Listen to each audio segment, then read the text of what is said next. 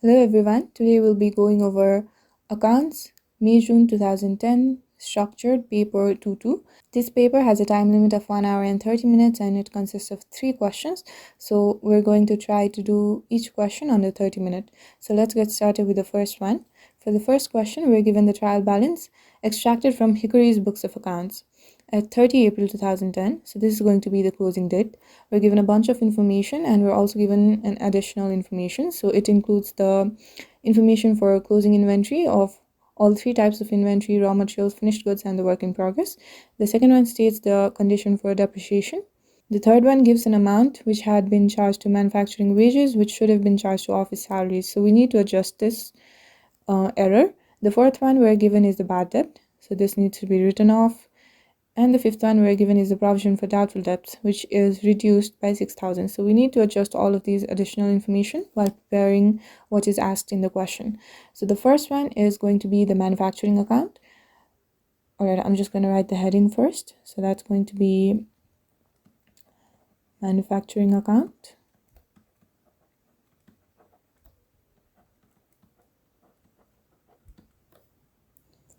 For the year ended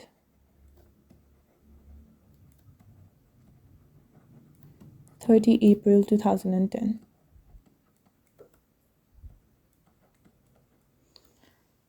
All right, now I'm going to record the amount in thousands as well, like given in the question. So that's going to be 1,000. That's going to be another 1,000. So if we're talking about manufacturing account, the first component is going to be the prime cost, and the major component for prime cost is going to be that of the raw materials. So I'm just going to record that first. So raw materials can act as an equivalent to what we make as cost of goods sold in the income statement. So this is going to include all of the opening inventory, purchase, and the closing inventory, only relating to that of raw materials. So let's just start with the opening inventory. So that's going to be opening stock. So this is going to be at the date of 1st May 2009. That's 1 May 2009. So the information relating to opening stock is always going to be given in the trial balance. So it's right here. And we're going to record the amount for raw materials only. So that's going to be an amount of 164. All right, next we need to add the purchases of raw materials. So this information is also going to be given in the trial balance. That's given right here. The raw materials purchase was of the amount 2,628. So we're going to add that to the opening stock. So that's 2,628. And the last one we have is going to be that of the closing stock. But like we did in the cost of goods sold, we always deducted the value for the closing inventory. We're going to do the same for raw materials as well. So that's a negative closing stock. So closing stock will be at the closing date, which is of 30 April 2010. All right, and the value relating to closing stock is always going to be given in the additional information section. So that's going to be number 1 for us. We're only recording the value for raw materials, which is of 202,000. So that's going to be 202, but this is going to be a negative 1. So this will give us the total of the cost of raw materials consumed. Cost of raw materials. So that's going to be 164 plus 2,628 minus 202, which is going to be 2,590. All right. Now the first major component of prime cost is already done. Now the second component is going to be all of those costs which are directly related to the manufacturing of a product. So let's look for those in the trial balance. Now the first one relating to factory is going to be the factory non-current assets. And we're going to charge depreciation on all of the fixed assets, right? So depreciation of factory assets will be recorded, but this will not be included in the prime cost. This will be included in the factory overheads. So we're going to use that later. The second expense relating to factory will be the factory expense. Again, factory expenses is not something that's going to be directly related to the production or manufacturing of the units. So that's going to be recorded under factory overheads as well. We're going to use that later. And here we're given the manufacturing wages. So manufacturing wages means that it is directly related to the manufacturing of units. So that's going to be recorded in the prime cost. So that's an amount of 548. But if you remember, we're given an additional information relating to manufacturing wages. So it states that 28,000 which had been charged to manufacturing wages. So this 28 is actually included in this amount of 548 should have been charged to office salaries.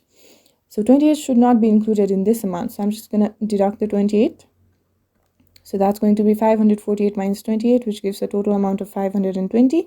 And this 28 should be actually charged to the office salaries. So office salaries is going to be 194 plus 28. That's going to be 222.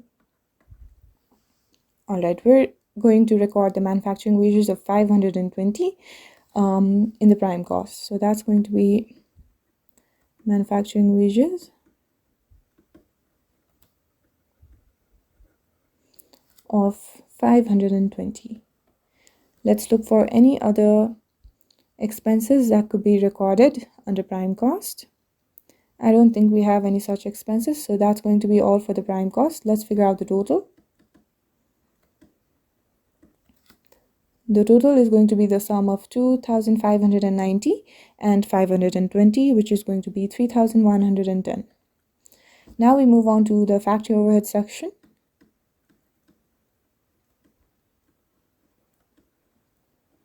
So we've already figured out that there are going to be two parts to this. So that's going to be the depreciation on factory assets, and the second part is going to be the factory expenses. So let's just record the factory expenses first.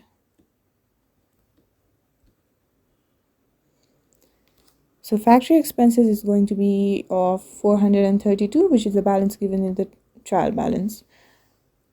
All right, the second one is going to be the factory depreciation.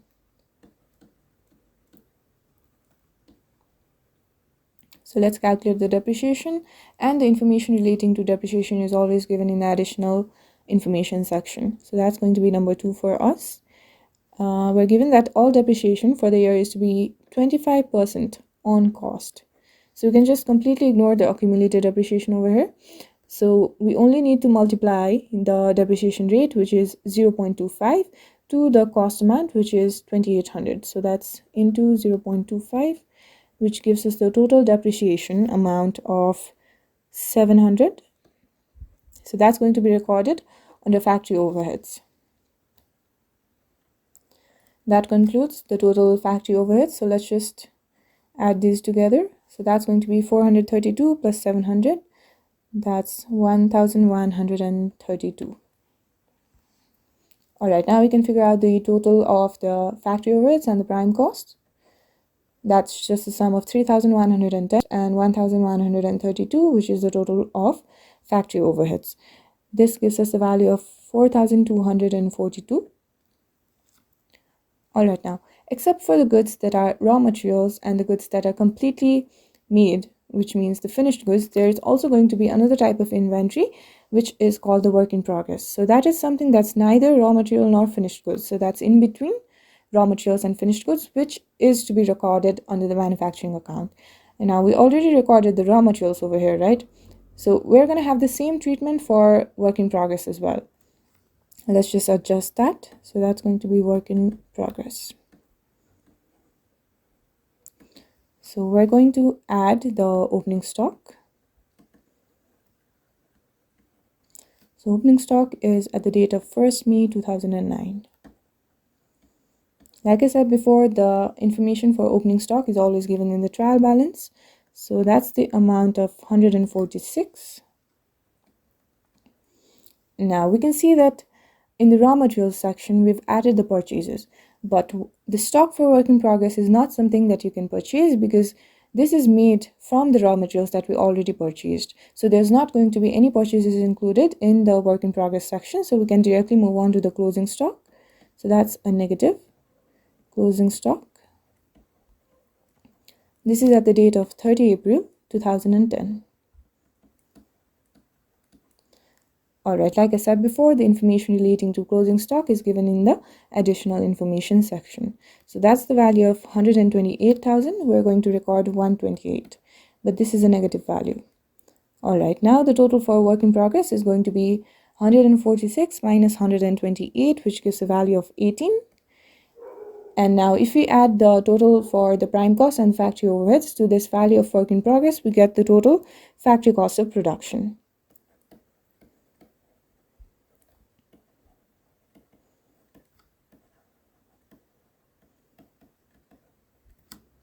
So that's going to be 4,242 plus 18, which gives a total of 4,260. So that's going to be our answer for question A. Let's move on to question B. For the second question, we're asked to prepare Hickory's income statement for the year ended 30 April 2010. So I'm just going to write the heading first.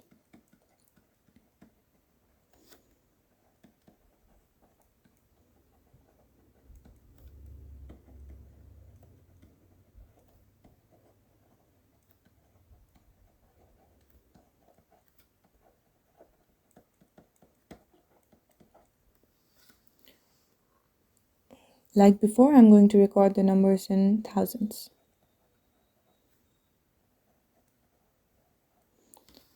Alright, so we all know that the first component recorded in the income statement is going to be that of sales or revenue. So that's given right here with a value of 5,684. So I'm just going to record it right here. Alright, the second one is going to be the cost of goods sold, right? So that's going to be minus cost of goods sold. And the first component recorded in the cost of goods sold is that of opening inventory,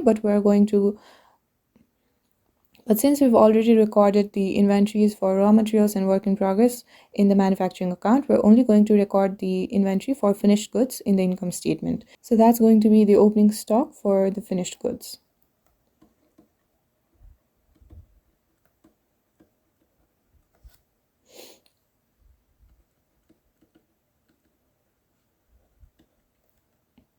So the value for opening stock of finished goods is given at 292.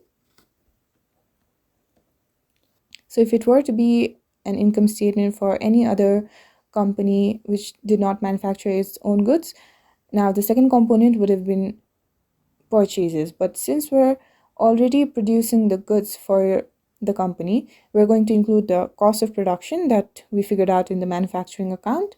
So we're going to add that right here. So cost of production that we figured out in question A was 4,260. So I'm going to add that amount.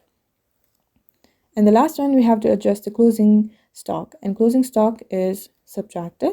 So that's closing stock of the finished goods. So the value for closing inventory is given at 252,000. That's going to be a negative one. So this gives us the total for the cost of goods sold at 292 plus 4,260 minus 252. That's 4,300. And this needs to be deducted from the sales amount in order to figure out the gross profit. So gross profit is going to be 5,684 minus 4,300, which gives the total value of 1,384. Alright, next we're going to add all of the incomes.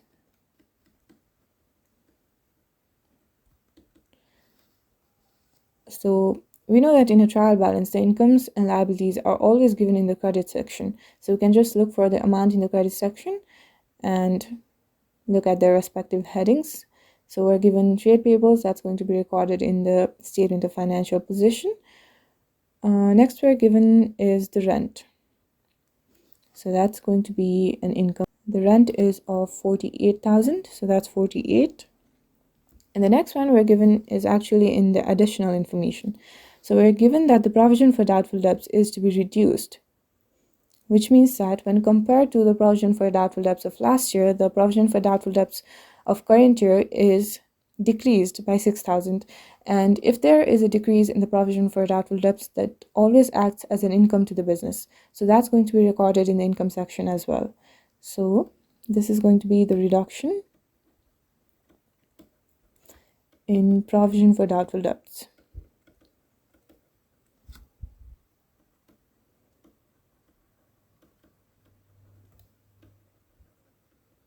So that's going to be an amount of 6,000. All right, that concludes the section for the income. So the total income is going to be 48,000 plus 6,000, which is 54,000. All right, next we're going to record all of the overheads.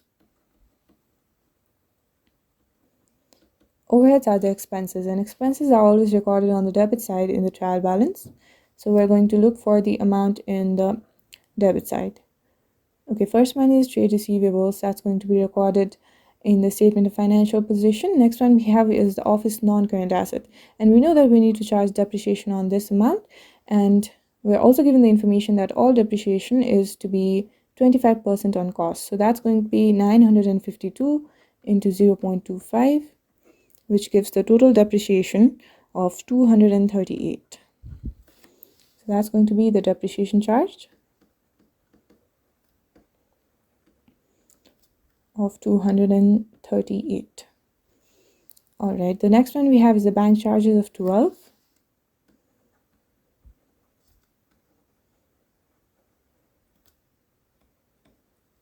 Next one we have is bank interest of 38.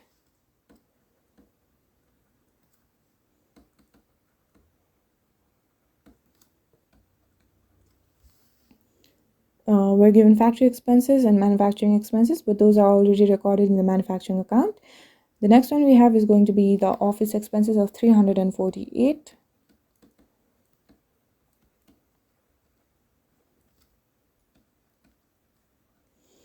Then we have the office salaries with the amount of 222 after adjusting the additional information given in number 3. So that's going to be office salaries of 222. All right, the next one we have is sales expenses.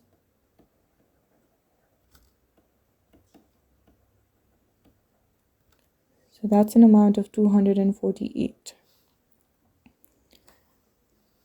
That concludes all of the costs given in the trial balance, but we also need to look at the expenses recorded in the additional information. So that's particularly given in item 4. We have bad debts, and it needs to be written off, which means that it will be recorded as an expense or overhead. So that's going to be bad debt at the amount of 14,000. That concludes our total overheads. So we're just going to sum these 7 amounts. That results in a total of 1,120. Now, if we adjust all of the incomes and overheads to the gross profits, we can get the net profit or loss. So let's just calculate first. So that's going to be 1,384 plus 54 minus 1,120. So that gives the total amount of 318. Since this is a positive amount, this is going to be the net profit or profit for the year.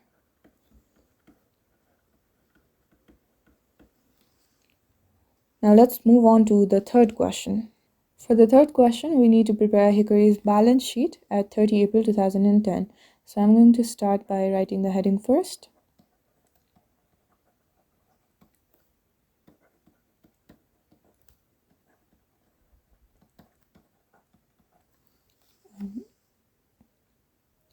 I'm going to record the amounts in thousands for this question as well.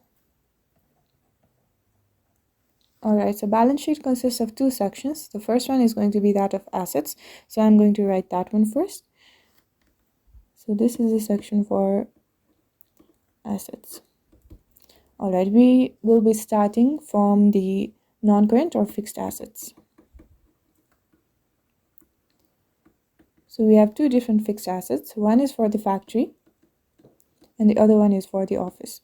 And we know that the amount of assets in a balance sheet is always recorded at its net book value, which means that we need to adjust the accumulated depreciation in the total cost. So for the factory, we know that the total cost is of 2,800, and we're given the accumulated depreciation at 1st May. So this does not include the depreciation for current year. So that's 1,100. So this needs to be deducted. And since this amount does not include the depreciation for current year, we need to deduct the depreciation for current year as well, which is the amount of 700.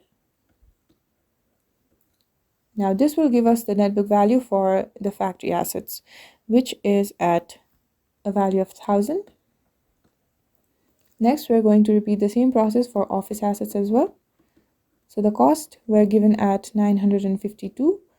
Accumulated depreciation is given at 380, and since it does not include the depreciation for current year, we need to deduct the amount of 238. So this gives the net book value for office assets at 334. Now the total fixed assets will be the amount of 1,334. Alright, the next part under the asset section is going to be that of current assets.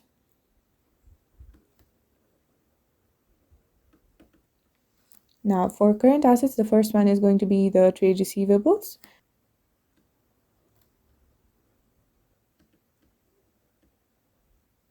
And we know that the value of trade receivables in the balance sheet is recorded after deducting the provision for doubtful debts of the current year and deducting the bad debts.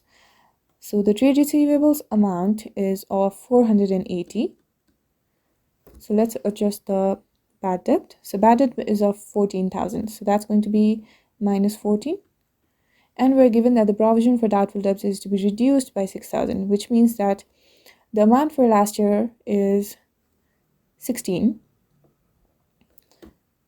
And from this 16, the 6 is reduced. So the amount for the current year is going to be 10. So that needs to be deducted as well. Now this gives us the value of trade receivables at 456. So the next current asset is going to be that of the closing inventory values. So that's closing stock.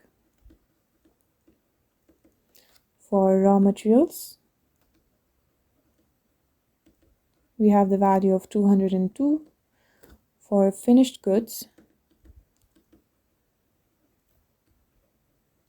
we have the value of 252. And for the work in progress, we have the value of 128. So that concludes the section for current assets. So the current assets total is going to be 456 plus 202 plus 252 plus 128, which gives a total of 1,038. Now the total assets is going to be 1,334 plus 1,038, which gives a total of 2,372. Alright, the second section in the balance sheet is going to be that of capital and liabilities.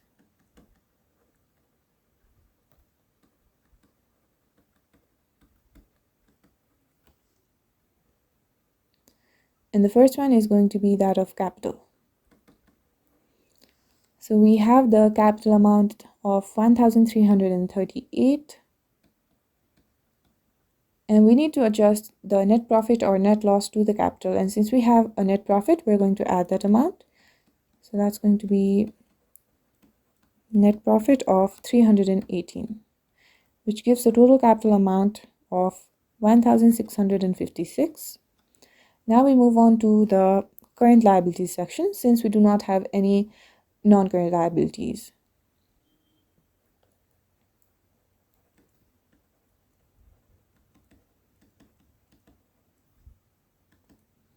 So for the current liabilities, we have trade payables, 426.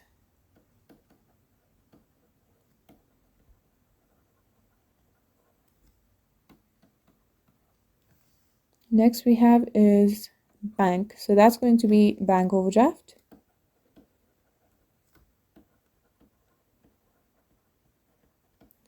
That's an amount of 290. Alright, that concludes the total section for current liabilities. Now the total for current liabilities is going to be 426 plus 290, which gives an amount of 716.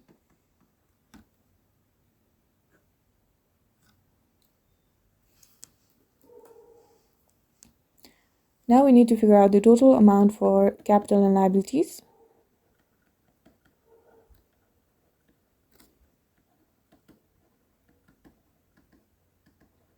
So that's going to be 1656 plus 716, which gives us a total of 2372. And we can clearly see that the total assets and total capital and liabilities are equal, which means that our balance sheet is correct. This is the end of question 1. If you found this video useful, make sure you hit the like button, leave a comment below, and make sure to subscribe and hit the bell icon if you do not want to miss any videos in the future. Thank you.